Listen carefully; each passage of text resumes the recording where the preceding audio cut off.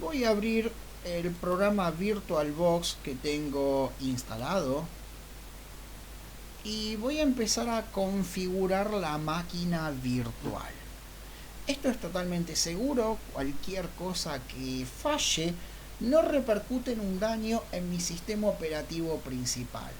Siempre puede haber muchas fallas al instalar estas cosas.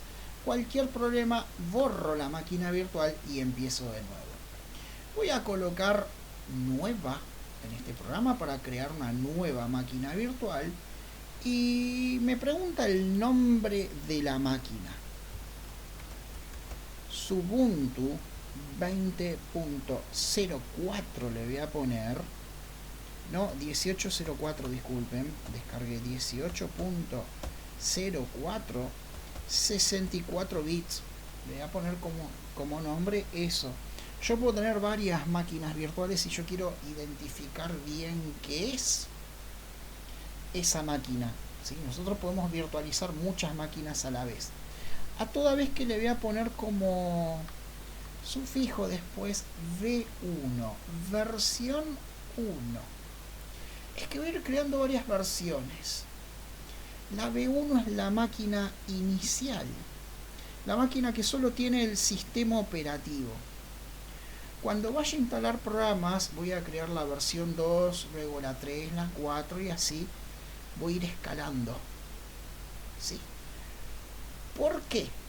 Porque tenemos que instalar muchos programas y siempre puede ocurrir que algún programa no funcione bien y tenga que volver a empezar. ¿De acuerdo? Entonces, si yo estoy en la versión 5 y el programa que instalo en esa versión 5 no me funciona y me rompe la máquina, lo que hago es volver a la versión 4 y volver a empezar de nuevo. Esto es algo perfectamente normal. Como dije, el software es muy dinámico, ¿sí? De hecho, antes de empezar la grabación de estos videos, ¿sí? Hará 2 o 3 días, empecé a investigar qué podía instalar y qué no, porque había varias cosas que en 20.04 me fallaban y otras cosas que en 18.04 me estaban fallando y en otros sistemas operativos también, y fui cambiando cosas y tuve que siempre volver un paso atrás, ¿sí? Por esa razón guardo las versiones, es como que guardo una instantánea. El programa VirtualBox me permite virtualizar Linux, Solaris, BSD, IBM, macOS, Windows. Estamos en un Windows del tipo Ubuntu 64 bit. Puedo virtualizar muchas formas de Linux. Incluso Android también se puede virtualizar. Se puede descargar una máquina virtual de Android y virtualizarlo. Lo he hecho muchas veces, ¿sí? Se pone Other Linux, si es una versión vieja 32 bits y si es más nueva 64 bits y funciona. Bien. Siguiente. Memoria mínima.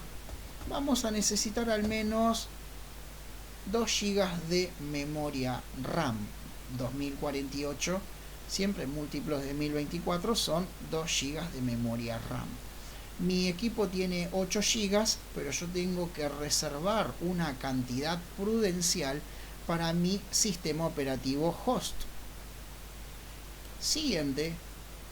Y me pregunta, ¿va a crear un disco duro? Sí, voy a crear un disco duro virtual ahora. Crear. ¿Qué tipo de disco duro? Hay varias tecnologías de disco duro virtual, ¿sí? Lo que va a hacer es tomar una porción de mi disco duro principal, va a guardar un archivo adentro de ese disco duro principal, ¿sí? En donde va a estar el disco duro virtual de la máquina virtual. Ante cualquier problema, si después no queremos más esa máquina, la borramos y listo. Siguiente. Y me pregunta si es fijo o dinámico. Le voy a poner un tamaño dinámico, no fijo. y me sugiere al principio 10 gigas. Y yo le voy a poner 80 gigas, es lo mínimo que necesitamos para trabajar. ¿Sí? 80 gigas de espacio en disco duro.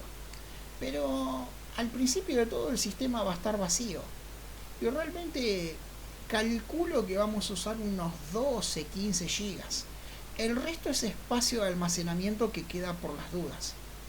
Pero cuando yo cree el disco duro, si yo pongo reservado dinámicamente, ¿sí?, no va a ocupar esos 80 gigas. Va a ocupar lo que realmente ocupa, y a medida que se agreguen programas, VirtualBox va a ir ampliando ese archivo de disco duro, ¿sí?, con un límite máximo de 80 gigas. O sea, en los primeros tiempos, cuando terminemos la máquina, este espacio en disco duro va a estar ocupando unos 15 gigas nada más. Después, si queremos agregar más cosas al disco duro virtual, las agregamos hasta llegar a los 80 gigas. ¿Sí? Reserva el espacio dinámicamente. Siguiente. Tamaño sugiere 10 gigas, le dejo 80. Nombre del archivo le dejamos el mismo que la máquina, 80 gigas. Crear. Creó mi máquina virtual. En este momento está apagada. Y voy a tocar la configuración. Bien. Sistema me dice, ¿va a usar disquete? No. Va a usar la unidad óptica virtual y el disco duro. El disquete no existe más, lo llevo para atrás. Cuando arranque mi máquina, primero va a leer la unidad óptica. ¿Por qué? Porque ahí tiene que ir a buscar el CD-ROM de instalación. Luego, una vez instalado, va a pasar al disco duro el control de arranque. Y lo que vamos a verificar acá, dispositivo apuntador, tableta USB, no, ratón PS2, que es lo que tengo. ¿Sí? Nada más que eso. Ahí debería ser suficiente la configuración para poder funcionar.